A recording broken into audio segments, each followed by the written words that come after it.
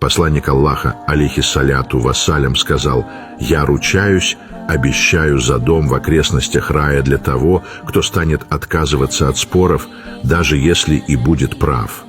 И я ручаюсь за дом посреди рая для того, кто не станет лгать даже в шутку. И я ручаюсь за дом в верхних пределах рая для того, кто имеет благой нрав». Порой человек влезает в неуправляемый спор, в котором им движет только желание показать противнику и окружающим уровень своих знаний. Осведомленность в подробностях того или иного события и тому подобное. Влезая еще глубже в этот спор, он далее стремится показать недостатки собеседника. Такое поведение является губительным для человека и всего общества.